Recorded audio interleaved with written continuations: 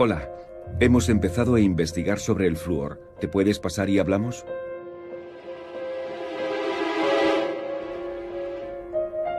¿El flúor? ¿Y eso? ¿Qué problema hay? Es una historia de locos. Si se ingiere en exceso es un veneno letal. ¿Quedamos? Dejar atrás todas las certezas y zambullirme en la oscuridad. Eso es lo que hice al empezar esta investigación sobre el flúor. Intenté olvidar todo lo que creía saber sobre este producto aparentemente inofensivo. Los primeros elementos que confirmaron mis dudas los encontré en los archivos de la planta siderúrgica de Schneider, en Le Creusot. Se trataba de un informe de 1970 titulado Contaminación. En él se hablaba del flúor, un mineral utilizado entre otras cosas para fundir el acero en los altos hornos y causante de un gran humo tóxico. Se incluían también fotografías de vacas afectadas por una misteriosa enfermedad, la fluorosis, aparentemente causada por los fluoruros.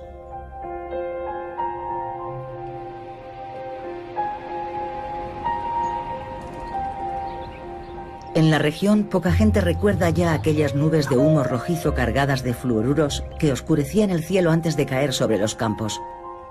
Algunos sí, como François Drozdowski, que trabajaba en aquellas acerías cercanas a su casa.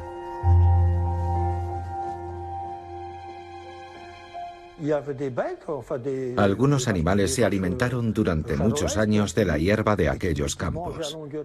Y al cabo de unos años, comprobamos que las vacas estaban enfermas. Se caían al suelo. Primero las vacas empezaban perdiendo los dientes. Y al final, la degradación del animal era completa. ¿Cómo es posible que un producto que parece inocuo pueda resultar tan nocivo? ¿Resultado de una alteración? ¿De una negligencia? Estas cuestiones han constituido el esqueleto de esta investigación en varios países.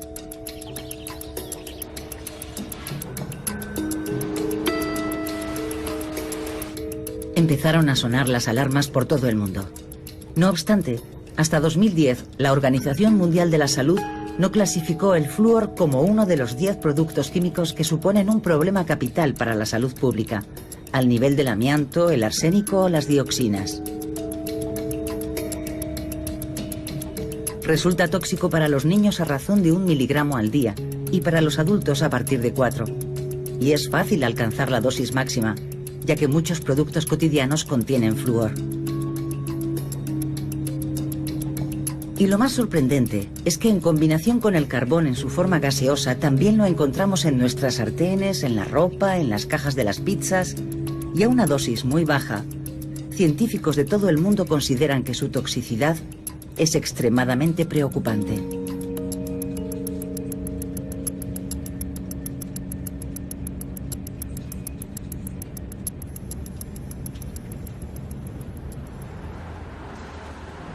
Nos citamos con una profesora que sabe más que nadie del flúor porque escribió su tesis al respecto.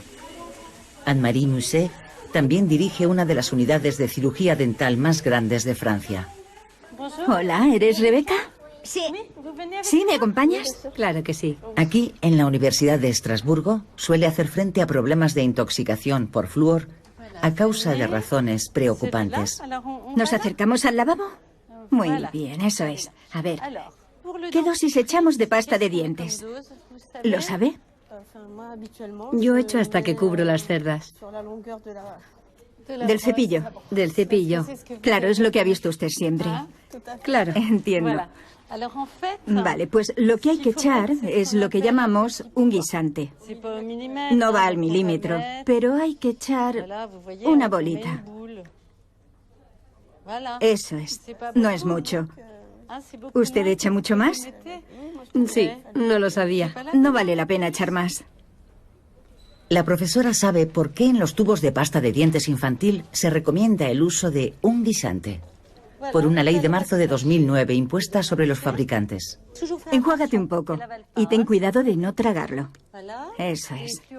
El 80% de los casos de fluorosis que vemos en Francia se deben a la ingestión de pasta dentífrica en niños en grandes cantidades.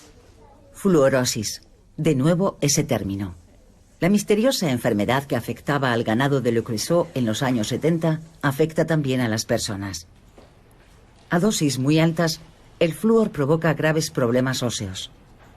A dosis bajas, provoca lo que se conoce como fluorosis dental. Aquí vemos un caso típico de fluorosis. Vemos estas líneas blancas horizontales en todos los dientes. Se está desintegrando el esmalte poroso, que terminará desapareciendo.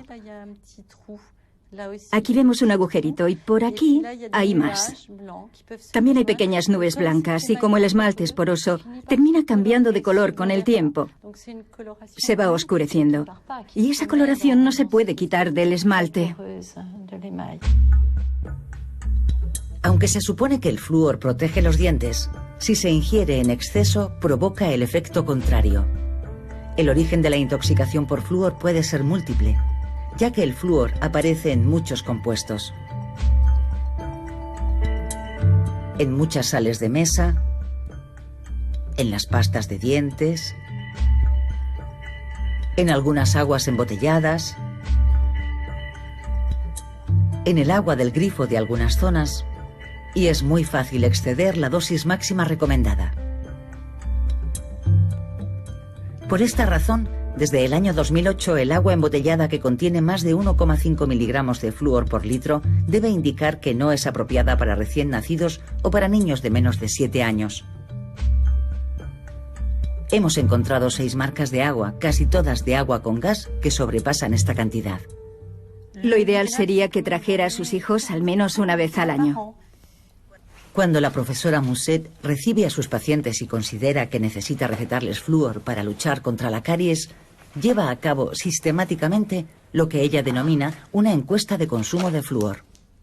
¿Qué tipo de agua consumen en casa?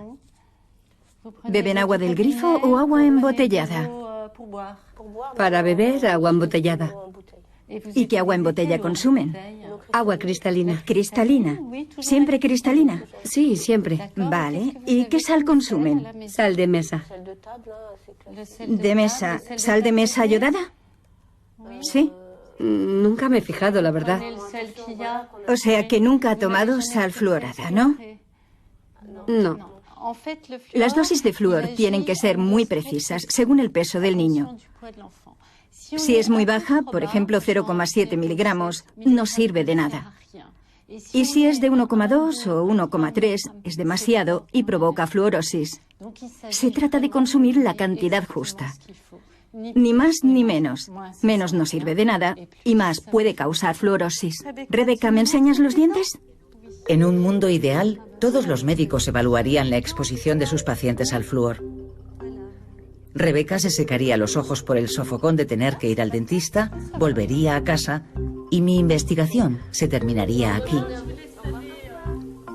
Pero se pueden imaginar que aquí hay mucha tela que cortar.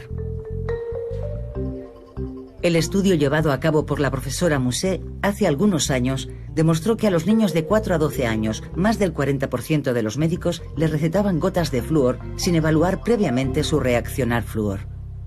¿El resultado? Casi la mitad de los niños entre 4 y 12 años estaban ingiriendo demasiado flúor. El 13% había recibido unas indicaciones que no se adecuaban a ellos, porque eran excesivas para su peso y su edad.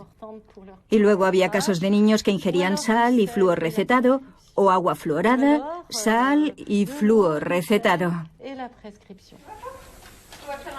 ¿Por qué los médicos recetan flúor tan alegremente? ¿Por ignorancia?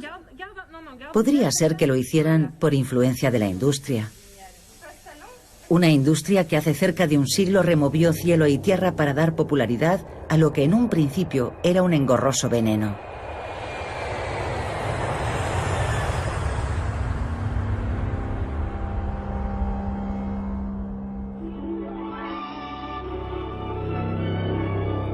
Fue la empresa Alcoa la primera que sacó a la palestra el flúor en la década de 1930. Entonces, el gigantesco productor estadounidense de aluminio tiene un grave problema. Utiliza flúor para extraer aluminio, pero este proceso genera gases tóxicos. Pende sobre la empresa una posible demanda. En 1931, Alcoa lleva a cabo discretamente una investigación para analizar los casos de fluorosis dental registrados en su planta de Masena, en el norte del país, e informa de los resultados en una carta confidencial. Hemos hablado con 3 dentistas locales sobre la prevalencia del esmalte moteado en Masena. Todos los dentistas indicaron que habían tratado casos similares. 2 hombres tuvieron la suerte de leer aquella misiva. Christopher Brayson, un periodista de investigación que estudió este caso durante 10 años, y Paul Connet, un activista estadounidense contrario al flúor, que sabe qué pasos siguió Alcoa para evitar las acciones legales por contaminación por flúor. El problema para la industria es que si tu contaminante tiene un biomarcador, es más fácil convencer a un jurado de que la empresa es responsable de esos daños causados. La fluorosis dental no constituía un gran problema judicial, pero si causas daño a los huesos de una persona, si ocasionas fracturas, si desencadenas problemas de tiroides, entonces la justicia se te puede echar encima. Yo creo que Alcoa sabía todo esto cuando se descubrió que el flúor era el causante de las fluorosis dentales. En las fábricas de aluminio, el flúor era un veneno que mataba a gente y provocaba un sinfín de problemas de salud entre los trabajadores. Y alrededor de esas fábricas, los animales y las personas estaban envenenados. Alcoa necesitaba argumentos para poder defenderse ante los tribunales. Necesitaban poder argumentar algo positivo acerca del flúor. Alcoa encontrará la respuesta a su problema en el Instituto Mellon, un laboratorio de ciencias aplicadas de Pittsburgh, creado por el propio gigante del aluminio para responder a los intereses de la industria. Este instituto ya había sido utilizado, por ejemplo, para legitimar el amianto. En 1935, un científico llamado Gerald Cox trabaja en dicho instituto. Lleva a cabo un estudio dental empleando ratas de laboratorio. De repente se le acerca un hombre desconocido.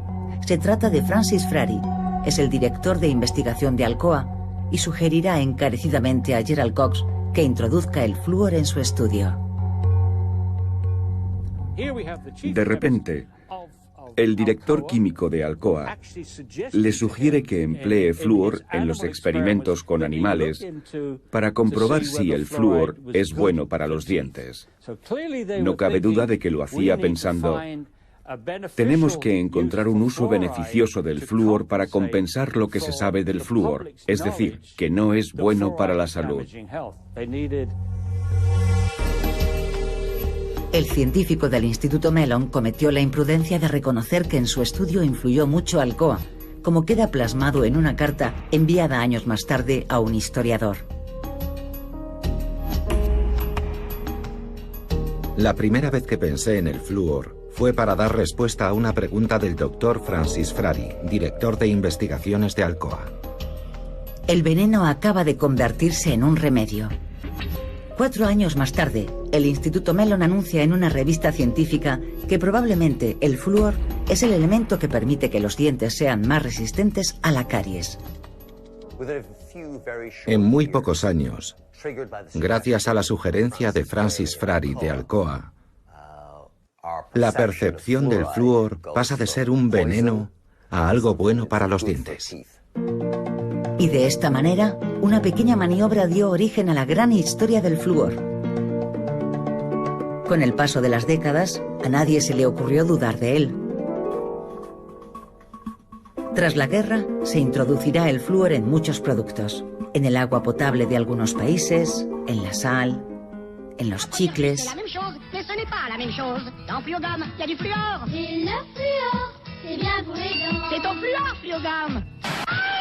Y cómo no, en las pastas de dientes. Nacieron así anuncios que marcarían a generaciones enteras. El flúor se convierte en nuestro aliado. Ultra Bright con flúor, éxito en la boca. Tanto que llega a convertirse en el truco para encontrar el amor verdadero. Más vale reír que llorar.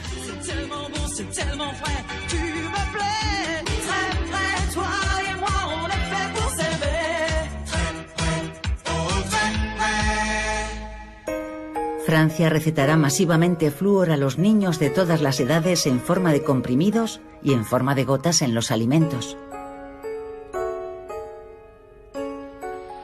Abre la mano, cariño. Eso es. Y entonces, en 2008, y para estupor de muchos, el profesor Goldberg y varios expertos de la Agencia Francesa de Seguridad de los Productos Sanitarios exigen a los médicos dar marcha atrás. Mantuvimos una reunión con el grupo de pediatría y cuando les hablamos de nuestros descubrimientos nos miraron como si fuéramos zombies, como si estuviéramos locos. Les dijimos que había que frenar aquello.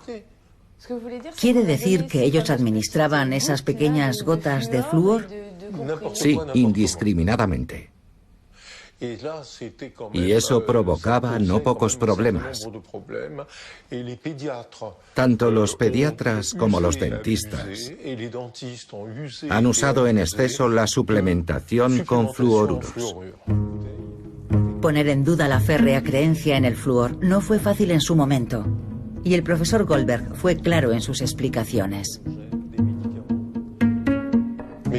Hay un sinfín de errores médicos, no cabe duda. ¿Para usted administrar flúor fue un error médico? Sí, fue un error médico haber metido el flúor en todo, por supuesto, así es. Pero los médicos no fueron los únicos en dejarse engañar. Algunas autoridades sanitarias habrían actuado con cierta laxitud con respecto a este veneno.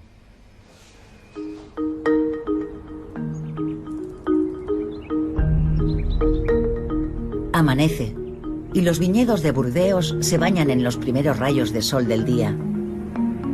La imagen es tan hermosa que casi nos olvidamos de que aquí el suelo no es tan generoso como parece.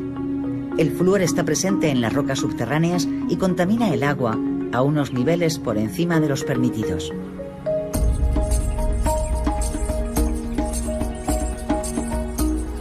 Hace algunos años, una vecina de la zona hizo saltar todas las alarmas. Esta madre se dio cuenta de que durante varios años su familia había estado bebiendo agua contaminada sin que nadie les hubiera alertado de ello y que su hija había desarrollado fluorosis dental. Yo antes cogía mi botella de agua y la llenaba con agua del grifo. Elea era una niña que bebía muchísima agua. Tenía un biberón de agua en la mesilla. Bebía continuamente agua del grifo. En casa no bebemos agua con gas. Al cabo del día, bebía mucha agua. No me gusta ir al colegio con los dientes sucios. Así que siempre me miro en el espejo antes de salir. Manchas blancas, dientes descascarillados y oscuros. Una fluorosis de grado 2 confirmada por un experto. ¿Qué es lo que piensas cuando te miras los dientes en el espejo? Que no me gustan mis dientes. Porque veo las manchas que tengo y destacan. Se notan desde fuera y queda feo. ¿Así? No, mejor así. Ya. A ver los dientes. Aún hay algún agujerito por los lados. Queda feo. ¿Qué va? Estás muy guapa. No. No. Sí, estás muy guapa. La fluorosis es irreversible y muy difícil de llevar para una adolescente. Pero Elea ha tenido suerte, ya que una veintena de estudios de todo el mundo indican que el agua fluorada puede provocar fallos neurológicos en los niños. Y luego explicas en qué consiste nadar en apnea. Ah, vale. Desde hace ya mucho tiempo, el Sindicato del Agua ofrece un agua que sobrepasa el umbral infantil de 1,5 miligramos de flúor por litro. No obstante, hasta 2010, los vecinos de la región recibieron periódicamente análisis detallados de la calidad del agua en los que no se alertaba de los niveles de flúor. Aún conservo los informes antiguos. En este, por ejemplo, de 2005, ya había una falta de conformidad con el parámetro de flúor. Se indicaba un índice de 1,97 miligramos. En el análisis de 2006, la concentración era de 2,05 miligramos, que también supera los límites reglamentarios. ¿Y en su momento eso no le llamó la atención? Bueno, digamos que entonces a mí estas cantidades no me decían nada. Además, ¿qué quiere decir la palabra conformidad o no conforme? Aquí en 2009 leemos no conforme. Y mira qué casualidad que el día que nos enteramos de que mi hija tenía fluorosis, empezamos a investigar. Y poco después recibimos un informe en el que se recogía que el agua no era apta para niños de menos de 12 años y para adultos que al mismo tiempo consumieran medicamentos fluorados, sal fluorada o pasta de dientes fluorada. Alexandra Thébault interpuso una demanda. Argumenta que las autoridades sanitarias regionales y las federaciones hidrográficas estaban al tanto del problema desde hacía años. Aquí tengo una carta con fecha de enero de 2010 que envié al Sindicato del Agua. Les he solicitado con fecha 19 de enero de 1999, estudiar soluciones que permitan satisfacer las exigencias de calidad relativas al flúor. Es decir, yo estaba convencida de que ellos no estaban al corriente y que por eso habían permitido que nuestros hijos bebieran ese agua. Pero conforme fui recabando toda esta documentación, me di cuenta de que sí que lo sabían. Hay una ley, no respetaron la ley y permitieron que nuestros hijos se envenenaran con ese agua.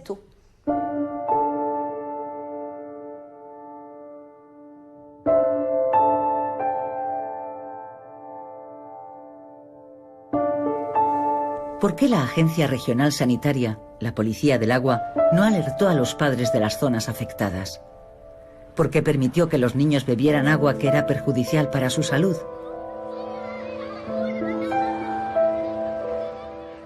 Acordamos una cita con Gisèle Dejean, con el objetivo de aclarar nuestras dudas al respecto. En la oficina de este organismo sanitario estatal encontramos un mapa en el que se indican las zonas problemáticas por razones del flúor.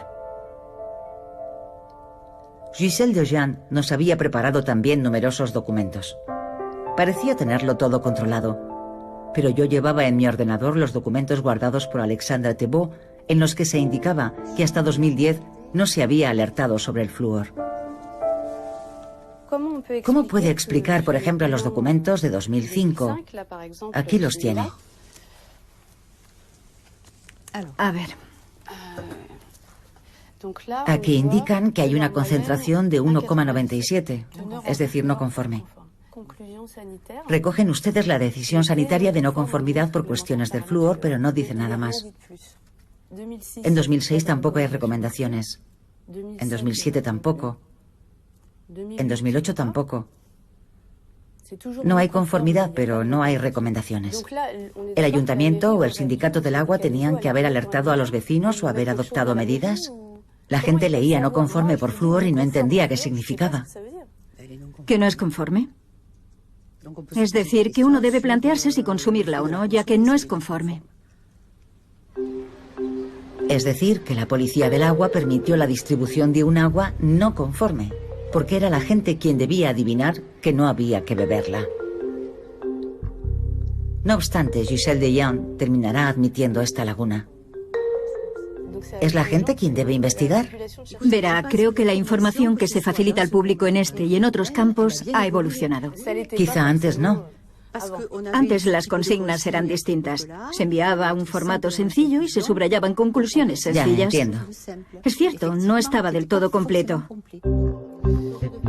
¿Por qué las autoridades sanitarias regionales no insisten en que los sindicatos del agua ofrezcan un agua de calidad? ¿Estoy formulando cuestiones legítimas o exasperantes? Está claro que ambas. Tengo una pregunta sobre una carta que envió usted en 2010. En ella dice: nuestros servicios le han solicitado por correo hacer algo con fecha 19 de febrero de 1999. ¿Por qué no hubo entonces una petición formal a la Dirección Regional de Asuntos Sanitarios y Sociales, hoy la Autoridad Sanitaria Regional, para decir: Les escribimos en 1999, estamos en 2003. ¿Qué han hecho al respecto? No fue una carta muy tajante, pero subrayaba que la concentración de flúor superaba el límite y que hacía falta tomar medidas para mejorar la calidad del agua. Tuvo que ser más estricta porque está claro que no sirvió de nada. ¿Pero servirá? Cierto. Pero ha habido que esperar 17 años. En junio de 2016 se construyó una planta de desfluorización en Marcó, cerca de Burdeos. Según el ministro de Salud de Francia, se ha distribuido agua no conforme por contenido excesivo de flúor al menos en una ocasión en 22 regiones.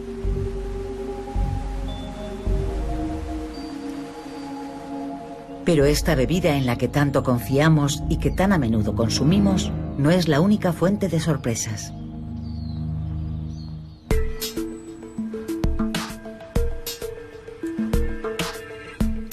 Es bien sabido que a los ingleses les gusta hacer las cosas a su manera. Siguiendo esta premisa, dos investigadores de la Universidad de Derby decidieron poner en jaque la tradición y analizar una gran institución británica, el té.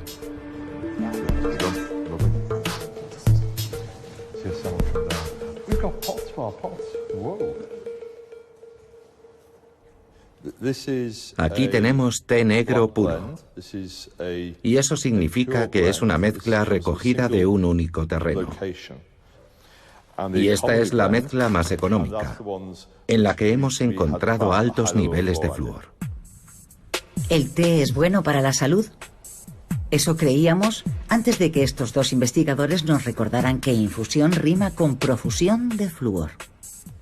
Paul Lynch y Aradhana Mehra han analizado minuciosamente una treintena de marcas de té para comprobar la cantidad exacta de flúor que contienen. Su descubrimiento es sorprendente. De 10 marcas de té, 6 superan el límite de 4 miligramos de flúor por adulto al día, el reconocido límite a partir del cual nuestra salud puede correr peligro.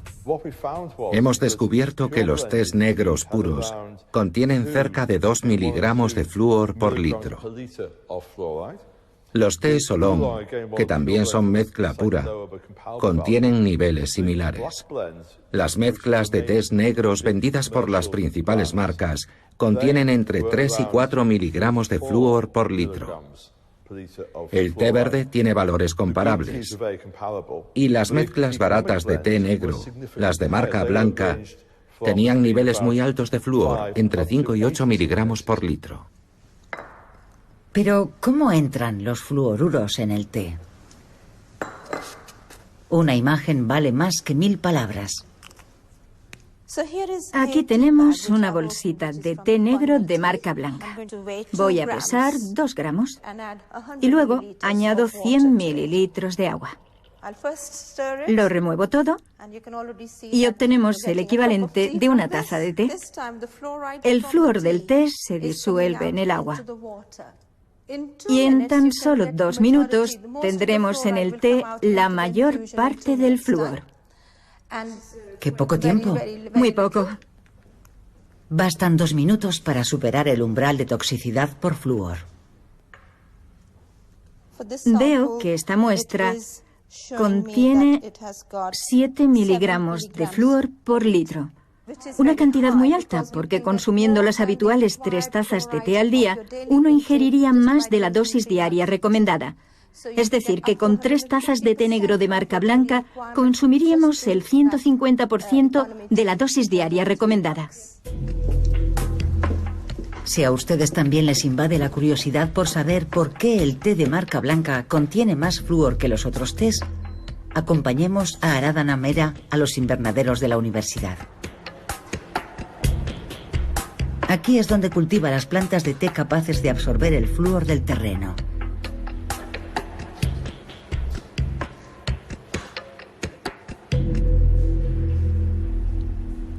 Las partes de la planta del té que recolectamos para el consumo son la yema y las 2 hojas superiores. A partir de eso se obtiene el té de calidad. Estas partes de la planta se recolectan a mano. Por el contrario, si se utilizan las hojas inferiores, estaremos usando hojas más maduras que contienen mayor concentración de flúor. Para la fabricación del té de marca blanca, a veces se emplea la recogida mecánica que recoge tanto las hojas superiores y los botones, como también las hojas inferiores. Luego, al mezclarlo todo, se obtiene el té de marca blanca, que se vende en los supermercados, y que contiene altos niveles de flúor. Hay estudios que han descubierto casos de fluorosis esquelética entre los grandes consumidores de té en el Reino Unido y Estados Unidos. En esta enfermedad, el flúor reemplaza al calcio y provoca que los huesos se debiliten y se rompan sin razón aparente. La gente no se plantea lo perjudicial que puede ser para la salud. Cree que es un producto muy neutro y muy sano. Pero sucede como con tantas cosas en la vida. Si se consume en exceso, si se consume demasiado té, puede resultar peligroso. Reducir el consumo de té, prohibir determinadas marcas de agua embotellada y de sal de mesa. En el fondo, pensarán, no es tan complicado poner freno al flúor. Sin embargo, acabar con este gigante no es tan sencillo. Hay un componente químico presente en todo el planeta al que es imposible dar esquinazo. Un componente causante de enfermedades mucho más graves que la fluorosis. Los compuestos PFC son sustancias químicas empleadas para fabricar prendas impermeables. Muchos fabricantes de abrigos, pantalones y zapatos impermeables utilizan los PFC para conseguir productos más repelentes al agua. He aquí mi nuevo compañero de viaje, los PFC o perfluorocarburos. Greenpeace ha dado la voz de alarma. En combinación con el carbono y modificado químicamente, el flúor se vuelve extremadamente peligroso. Un grupo de científicos de Greenpeace ha viajado a los lugares más recónditos del planeta en busca de muestras, e incluso allí ha encontrado perfluorocarburos, un compuesto fabricado en numerosas fábricas diseminadas por todo el mundo. Durante la producción, estas diminutas partículas no solo terminan en cuerpos de agua, sino que se dispersan por todo el planeta en forma de gases o de finas partículas. El viento las transporta y finalmente regresan a tierra firme. Los perfluorocarburos hacen temblar a los científicos. En 2013, Europa pasó a considerarlos sustancias peligrosas prioritarias. Se trata de componentes acumulativos, es decir, componentes que se quedan en nuestro cuerpo, en nuestro organismo, en los riñones o en el hígado durante años. Permanecen ahí, en nuestro cuerpo, entre 2 y 9 años. Este antiguo químico ha convertido a los perfluorocarburos en su caballo de batalla. Desde que entró a formar parte de Greenpeace Alemania, Manfred Sanden trabaja incansablemente con el fin de identificar los llamados compuestos perfluorados. El saco de dormir, por favor. Los compuestos perfluorados se esconden en muchos objetos cotidianos y Manfred Sanden se propone ponerles nombre. ¿Me pasas las botas? Claro. Hace varias semanas se encargó la compra de varios productos en distintos puntos del mundo para analizarlos en el laboratorio. Aquí tenemos varios objetos. Una mochila que podría estar impregnada de compuestos perfluorados. Un saco de dormir que también podría contenerlos. Una bota de montaña. Aquí tenemos una caja de pizza que también es muy probable que contenga PFC. Su presencia tiene el objetivo de que la pizza no se pegue a la caja para poder consumirla. Es su única finalidad. Sí. Esa es la razón. También tenemos estos moldes de papel para magdalenas que probablemente también contengan PFC para hacerlos más resistentes a los aceites o repelentes a la grasa. Y luego tenemos estos paquetes de palomitas para microondas que sin duda contienen PFC. ¿Qué finalidad tienen los sacos de dormir? Buena pregunta. No lo sé. No tiene sentido. Generalmente se utilizan estos compuestos por sus características de impermeabilización o antimanchas. Si es para que sea repelente al agua, no tiene sentido usarlo, porque si llueve no duermes al aire libre, sino a cubierto. No hace falta añadir PFC a los sacos de dormir y podría comportar riesgos para la salud. Por ejemplo, si estamos en una tienda en verano y hace mucho calor, los PFC se pueden evaporar y los respiraríamos, no son necesarios. ¿Se evapora el compuesto? ¿Lo absorbe la comida? Los científicos intentan dar respuesta a estas preguntas que continúan en el aire. Pero hay algo que ya se ha esclarecido. La fabricación y el uso de compuestos perfluorados en las fábricas de todo el mundo tienen graves consecuencias en nuestra salud.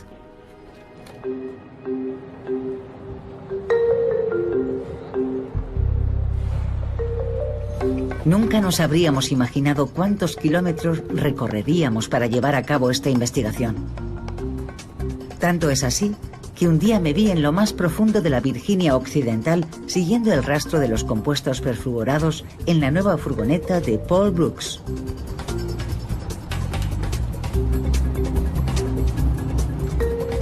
Este médico ha insistido en que viniera a Parkersburg para hablar de un tema que preocupa a los habitantes de esta pequeña ciudad del este de Estados Unidos. Aquí todo el mundo conoce los PFC. Estos compuestos son la razón de ser de una fábrica instalada en la región. Allí la tienes. Vertieron en el río todo ese material durante muchos años. Lo llamaban caca o heces humanas. En sus propios documentos corporativos escribían: hemos hecho caca en el río. Esta es la fábrica que defecó en secreto en el río este compuesto a base de flúor.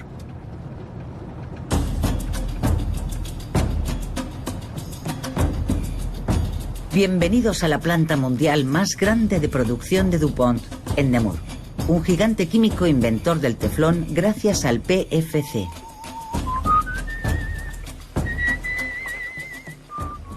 Si se le quema la comida, esta tampoco se adherirá al teflón, por eso siempre es fácil de limpiar. Si es de DuPont, teflón. Les contaré una historia. Tras el argumento comercial de la sartén antiadherente, se oculta una tragedia. Con el fin de producir el teflón, DuPont lleva utilizando más de 50 años un compuesto perfluorado muy concreto, el PFOA, llamado también C8. Este genera emisiones tóxicas, contamina los cursos de agua y también el agua potable de toda la región. Desde el punto de vista científico, hace falta una cantidad ínfima de PFOA para provocar un problema de salud. La vida media del C8 en el cuerpo de una persona es de 4 años. Lamentablemente, en la actualidad comprendemos las consecuencias de los PFC en la salud gracias a la historia de Parkersburg. Se trata de un laboratorio al aire libre que vela por el bienestar de todos los habitantes del mundo, que sin saberlo beben y respiran compuestos perfluorados. El agua potable de la región tiene un alto grado de contaminación. El número de vecinos que han caído enfermos ha ido en aumento y desde 2005 cerca de 70.000 personas han sido invitadas a realizarse análisis. Los resultados corroboran la presencia de PFOA en sangre y en muchos casos en altas dosis.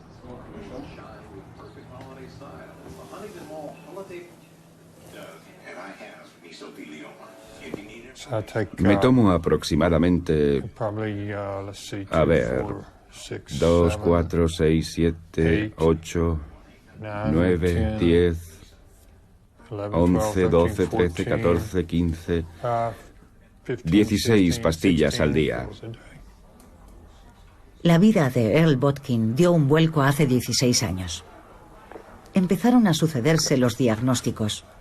Problemas de tiroides, colesterol alto y, lo peor de todo, colitis ulcerosa. Esta enfermedad, similar a la enfermedad de Crohn, ha convertido su vida en un calvario. Los médicos le sugieren una resección del colon, pero Earl no se ha decidido aún. Apenas ingiere alimentos durante el día para no sentirse incómodo durante el horario laboral.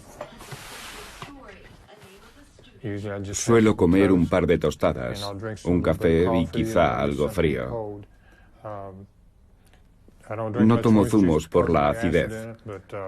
Normalmente, antes de salir de casa, tengo que ir al baño entre 2 y 4 veces. Su día a día es un suplicio. Se siente indispuesto, coma lo que coma. Durante el día me tomo solo un tentempié o unas galletas crujientes, algo que no me siente mal. La única comida en condiciones que hago es por la noche. Él pensó durante mucho tiempo que simplemente no le sonreía la suerte y que le había tocado a él caer enfermo. Gwen, su mujer, también tardó en atar cabos.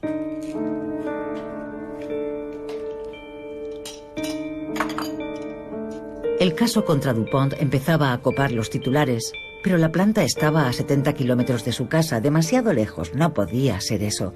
Pero entonces, en 2005, el matrimonio recibe una carta. Hace ya muchos años nos llegó una carta en la que se nos invitaba a pasar unas pruebas. Y nos decían que nos daban a cada uno unos $400 por extraernos sangre. Creo que todos nuestros vecinos participaron en el estudio. Muchos lo hicieron por el dinero, pero lo cierto es que no sabíamos que podían sacar en limpio de aquellas pruebas. El caso es que fuimos a realizarnos las primeras pruebas y las segundas.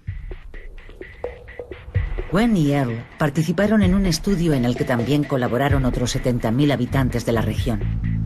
Se trataba del estudio científico más grande jamás realizado acerca de las consecuencias del PFOA, dirigido por 3 epidemiólogos de las universidades más importantes de Estados Unidos y Reino Unido.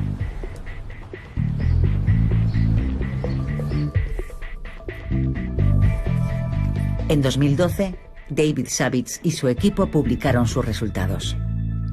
No dejaban lugar a dudas. Nuestro objetivo era juzgar si había algún vínculo entre nuestra exposición al PFOA y las enfermedades. Hay 6 enfermedades para las que hemos encontrado vínculos claros entre la exposición y la dolencia. Y son dolencias cardíacas, más en concreto varias formas de dolencias cardíacas: cáncer de riñón, cáncer testicular, enfermedades tiroideas, colitis ulcerosa, que es una enfermedad intestinal, y la preeclampsia, que consiste en hipertensión durante el embarazo.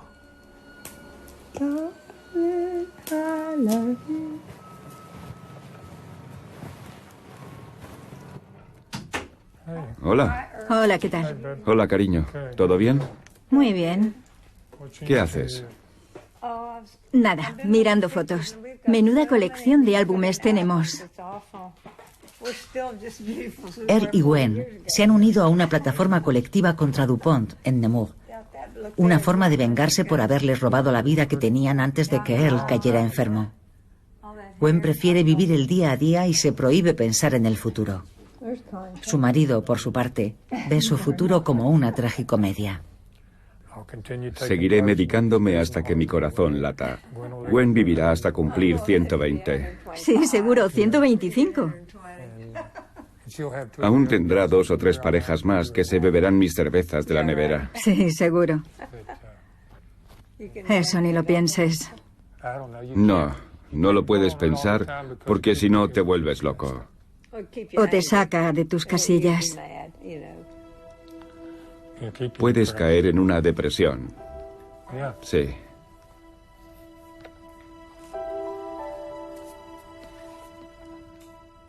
DuPont sabía lo que hacía. Es una acusación penal porque me enfada mucho.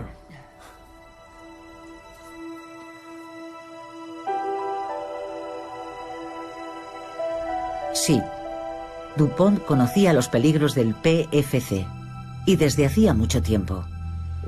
Estamos preparados para destruir por completo, de forma rápida, todas las empresas japonesas de producción en el país. 1945. Estados Unidos acaba de lanzar la primera bomba atómica sobre Hiroshima.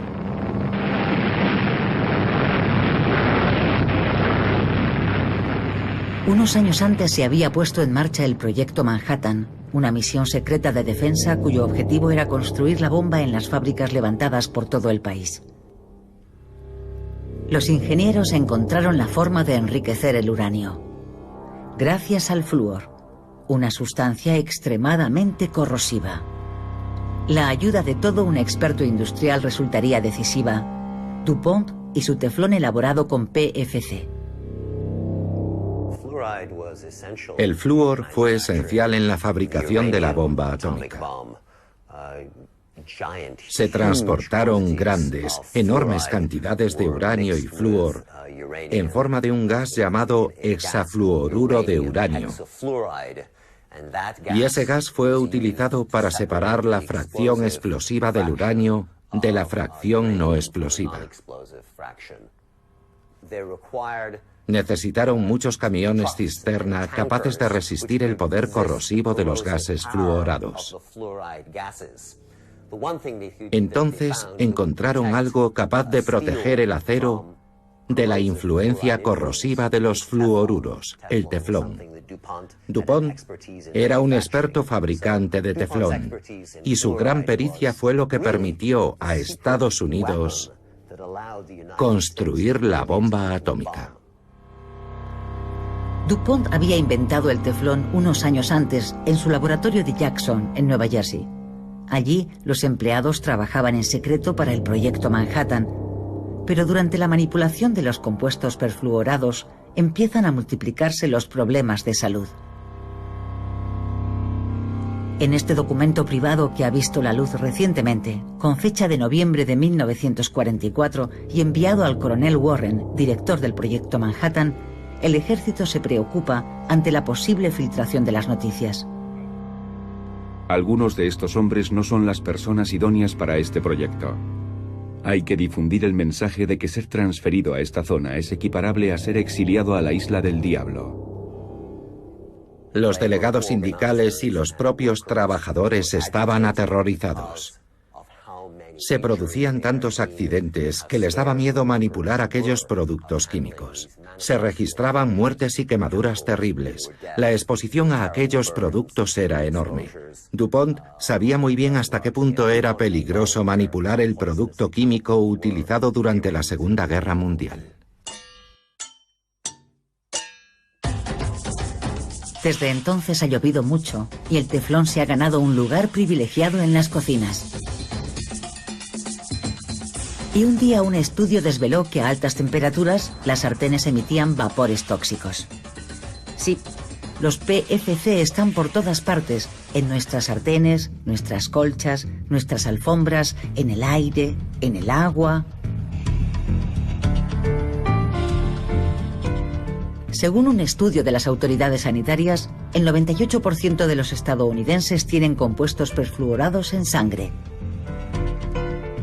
Y no es necesario vivir cerca de una fábrica para estar contaminado. Para demostrarlo he viajado a un país a priori al margen de toda contaminación. Un rincón paradisiaco.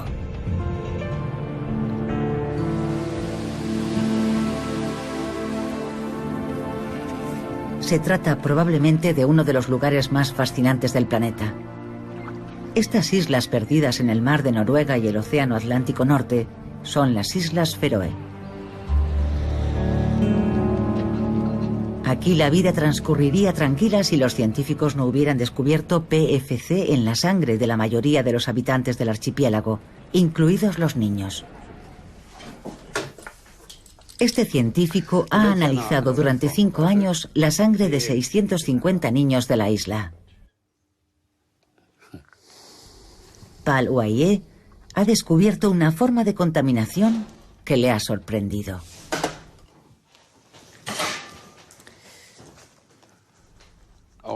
Nos llevamos una sorpresa al descubrir que la lactancia materna era un factor importante para comprender los índices de PFC en sangre de los niños. Es más, la lactancia materna era el principal factor de la contaminación infantil por PFC. Al mismo tiempo que Paul Wayé avanzaba en su estudio, fueron apareciendo resultados cada vez más preocupantes.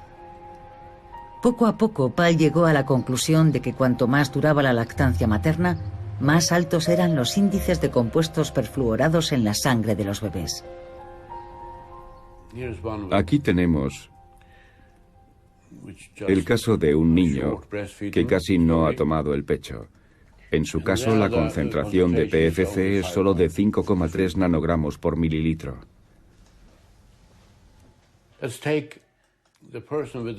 Ahora veamos el caso del niño que más tiempo ha tomado el pecho. 12 meses. 12 meses de lactancia exclusiva. Nos fijaremos en la concentración de PFC en sangre de este bebé. Es de 10,1 nanogramos por mililitro. Una tasa muy elevada. Cifras inquietantes, puesto que los primeros meses de vida el sistema inmunitario es muy vulnerable. Hace 4 años, Paul Wayé llevó a cabo otro estudio sobre los niños y los PFC y constató una clara incidencia en los mecanismos de defensa del organismo. Comprobamos que si a los 5 años los niveles de PFC eran el doble de lo normal, la formación de anticuerpos a los 7 años se reducía en un 50%. No sabemos a ciencia cierta qué puede desencadenar esto, pero podría ser desde enfermedades infecciosas hasta casos de cáncer. No lo sabemos. Este estudio alarmó a las mujeres de la isla. La razón es que aquí la lactancia materna es casi una religión. El 97% de las madres dan el pecho a sus hijos. Jorrit Hallin hizo lo propio con sus 2 hijos durante un año.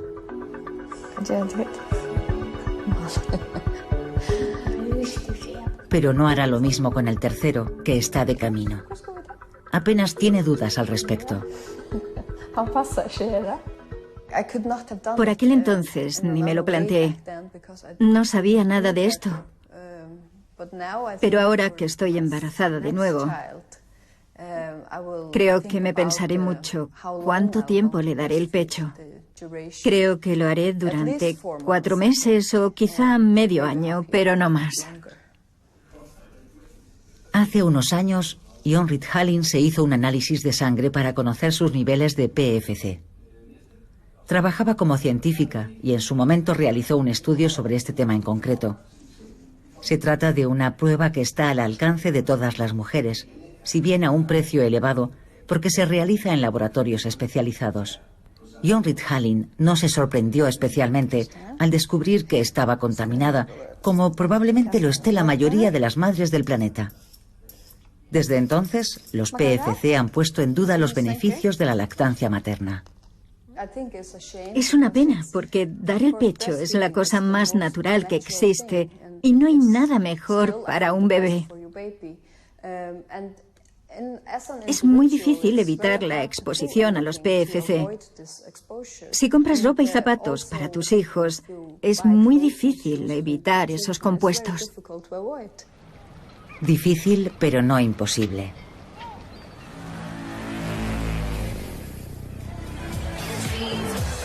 Hace 5 años, la marca Adidas fue criticada duramente por Greenpeace.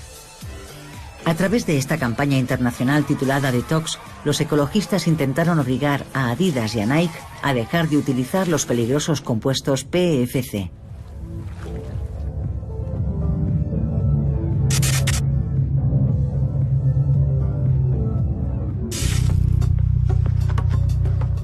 En la sede de Adidas, en Alemania, es imposible encontrar a alguien que confirme que aquella campaña obligó a la marca a cambiar sus productos.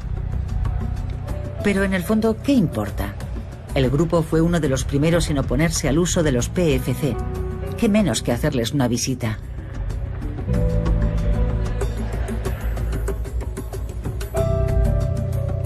Steve Richardson se ha propuesto el reto de sacar el 31 de diciembre de 2017 una colección sin PFC al 99% y ya se ha puesto manos a la obra. La mayor parte de nuestros productos no contienen PFC. Es el caso de algunas prendas de exterior o de esta camiseta de deporte, por ejemplo. Pero también las camisetas de fútbol o los uniformes para deportes como la lucha o el tenis. Nada de eso contiene PFC. Pero una parte de su colección, por ejemplo las chaquetas para la lluvia, la ropa de esquí o los bañadores, aún dan quebraderos de cabeza. Estos productos están a menudo en contacto con el agua y eliminar de ellos los PFC reduciría su eficacia. Hemos fabricado la mitad de esta chaqueta sin PFC y la otra con PFC, con el fin de comparar ambas partes en condiciones idénticas de uso. Hemos pedido a nuestros deportistas que usaran estas prendas bajo la lluvia. Y esto es lo que hemos comprobado. Cuando pulverizamos agua en la parte que no tiene PFC, el agua empieza a penetrar y a impregnar rápidamente el tejido. Por el contrario, en la parte que sí contiene PFC, el agua resbala por la superficie durante más tiempo. Es muy complicado encontrar un producto que consiga el mismo efecto. Trabajamos de cerca con la industria química y con otras marcas para encontrar una solución que satisfaga a nuestros consumidores. No obstante, la mayor parte de las empresas no ha llevado a cabo estas largas y costosas pruebas. Durante la grabación de este documental, Greenpeace recibió los resultados de estas muestras y lamentablemente la búsqueda de compuestos perfluorados ha resultado ser un éxito. De 40 productos, tan solo 4 no contenían PFC. Esto es lo que hemos analizado. Se trata de un pantalón de marca Jack Wolfskin comprado en Rusia. Y hemos encontrado grandes concentraciones de PFOA, 12 miligramos por metro cuadrado de tejido. La cantidad es muy elevada, porque la cifra no debería estar por encima de 1 miligramo. Desde hace años, varios países exigen la prohibición de los PFOA. Para esquivar esta medida en el futuro, las marcas ya han empezado a utilizar otros compuestos perfluorados, al tiempo que siguen asegurando que los empleados en la actualidad no son peligrosos. La lucha será larga, pero muy necesaria, si queremos liberar el planeta de este compañero tóxico autorizado.